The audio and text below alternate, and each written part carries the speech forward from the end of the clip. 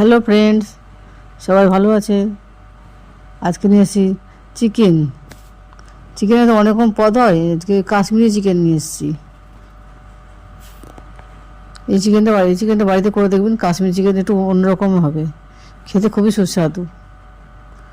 প্রথমে চিকেনটাকে ভালো মতো ধুয়ে নিয়েছি। চিকেনের জন্য লাগবে আদা, রসুন, টমেটো, পেঁয়াজ, গরম মশলা আর কাশ্মীরি লঙ্কা গুঁড়ো। প্রথমে একটা লেবু নিয়েছি, গোটা বড় লেবু, ভালো করে রস চিপে মাংসটাকে মাখিয়ে নিতে হবে।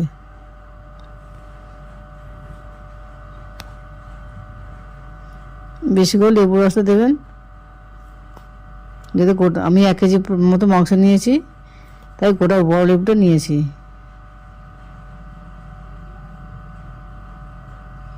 ভালো মতো করে মিশিয়ে নিচ্ছি। এরপর হলুদ, লঙ্কা গুঁড়ো সব পেস্ট দেবো, দিয়ে বেশ আধা ঘন্টার মতো বেশ খানিকক্ষণ রেখে দেবো। যতটা পারবেন সময় দিয়ে রাখবেন, তত খেতে আরও ভালো হবে। পেঁয়াজটা কুচিয়ে নিয়েছিলাম, সেটাকে মিক্সিতে পেস্ট করে নেব। এক এক করে পেঁয়াজ, আদা, রসুন সবগুলোকে পেস্ট করছি।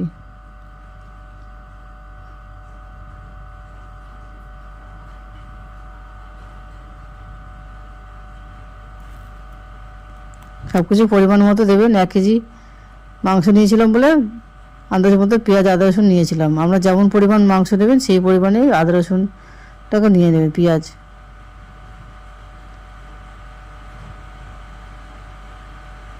2 খানা টমেটো নিয়েছি, এটাকে পেস্ট করে নিচ্ছি।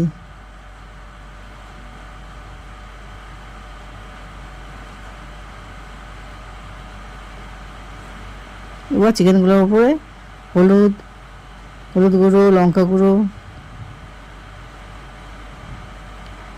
পেঁয়াজ বাটা, আদা রসুন বাটা আর টমেটো পিউরিটা করেছিলাম ওটাও দিয়ে দেবো। সব দিয়ে ভালো মতো করে মেশাবো।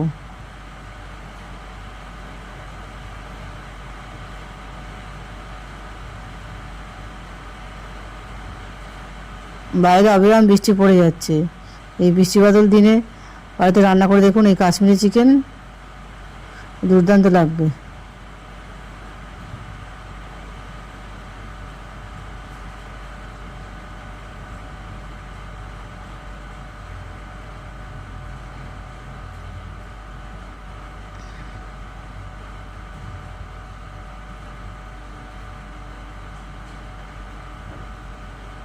ও কড়ার মধ্যে তেল দিয়ে দিচ্ছি। বেশি পরিমাণে এই রান্না করতে গেলে বেশি পরিমাণ তেল লাগে। ফোড়ন দিয়ে দেবেন তেজপাতা, জিরে, তেজপাতা, গরম মশলা ফোড়ন দিয়ে দেবেন। ফোড়নটা হয়ে আসলে দেখুন পেঁয়াজ বাটাটা দিয়ে দিচ্ছি।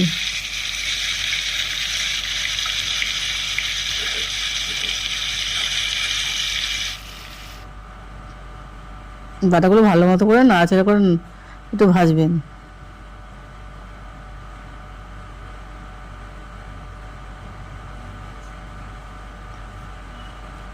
আমি চিকেনগুলো মাখার সময় কিন্তু নুন দিইনি, তাহলে জলটা বেরিয়ে আসবে। এই নুন ছাড়াই আমি মশলাটা কিন্তু চিকেনটা মশলা শুধু মাখিয়ে রেখে দিয়েছিলাম।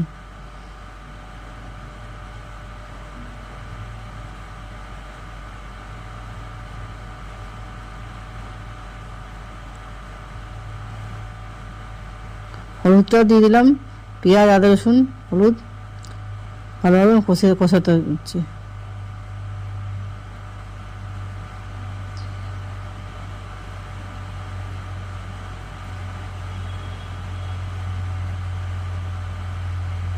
টমেটো বাটাটাও দিয়ে দিলাম। সব মশলা অল্প অল্প আস্তে আস্তে করে দিয়ে দেবেন আর নাড়তে থাকবেন। এতে গ্রেভিটা ভালো ভালো গন্ধ রেখে। এবার কাশ্মীরি লঙ্কা গুঁড়ো এর সঙ্গে মিশিয়ে দেবো।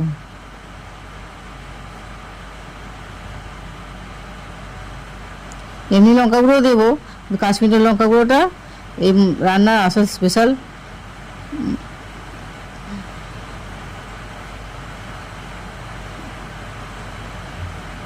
বাদ বাকি সব মশলাগুলো দিয়ে দিলাম, যা ছিল সব মশলাগুলো ভালো মতো দিয়ে দিলাম।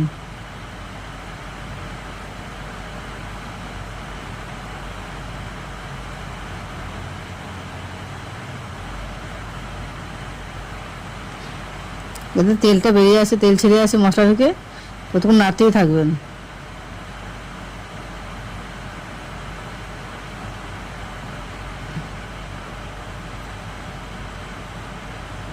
কড়া আছে, করার দরকার নেই, একটু মিডিয়াম আঁচ রাখবেন, রেখে নাড়াতেই থাকবেন।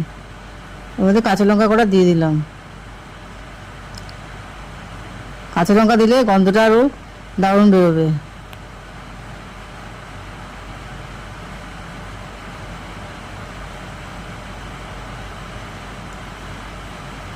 মশলাটা সরিয়ে রাখলাম। এবার আর একটা কড়াই নিয়েছি, এর মধ্যে তেল দিয়ে দিলাম। এবার চিকেনগুলোকে ভাজা করছি, চিকেনগুলোকে ভেজে নিচ্ছি।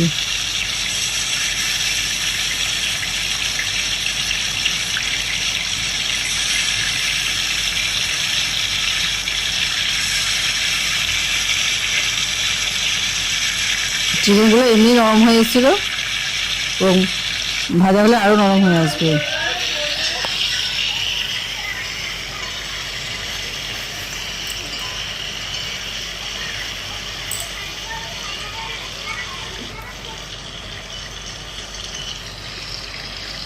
ভাজা হয়ে গেলে এক এক করে চিকেনগুলোকে তুলে দেবেন।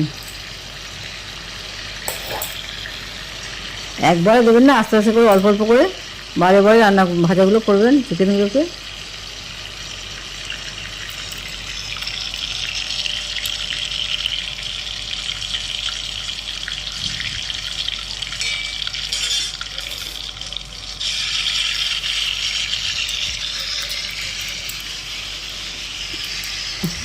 চিকেনগুলো এইভাবে ভাজার ফলে আরও সুস্বাদু হয়ে যাবে।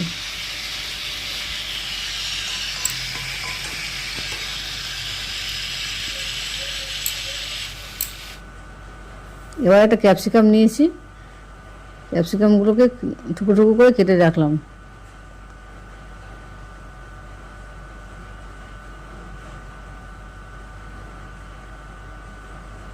সমস্ত চিকেনগুলো এক এক করে ভাজা হয়ে গেল।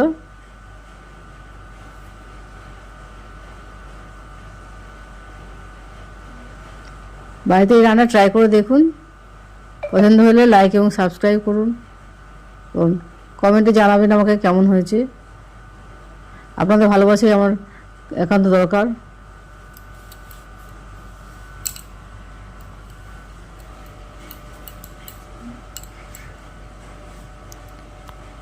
আমি রান্না করতে ভালোবাসি, আপনাদের দেখাতেও ভালোবাসি। আপনারা যদি নতুন নতুন রান্না পছন্দ করতে চান আমাকে বলবেন, আমি আপনাদের রান্না করে দেখাবো।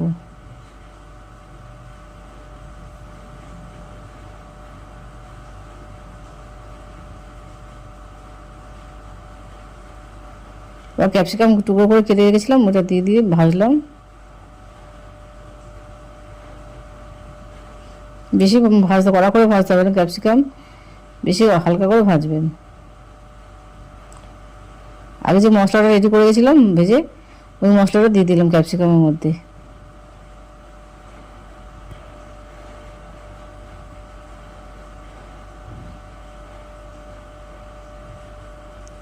এবার ভাজা চিকেনগুলো দিয়ে দেবো এর মধ্যে।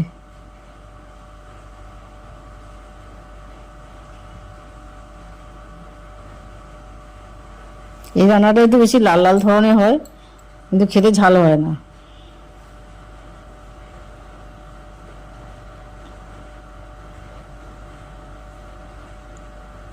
বাচ্চারাও খেতে পারবে। রঙটা একটু ঝাল ঝাল, রঙটা একটু লাল লাল বেশি হয়।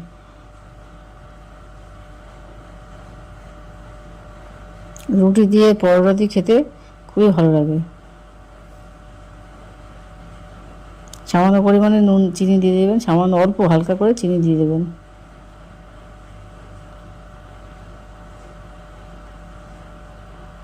পরিমাণ মতো নুন দিয়ে দেবেন। শেষে গরম মশলা দিয়ে দেবেন।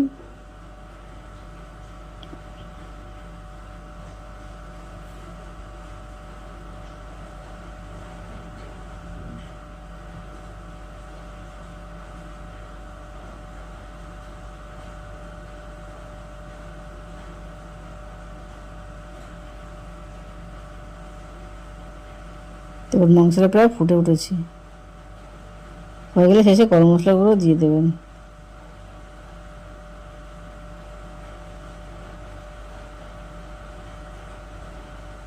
মাংসটা আমার আগেই সিদ্ধ হয়ে গেছিলো, বেশি ঝোলটা একটু ফুটতে দেবেন, একটু ঝোল ঝোল না খেয়ে একটু শুকনো শুকনো করে দেবেন।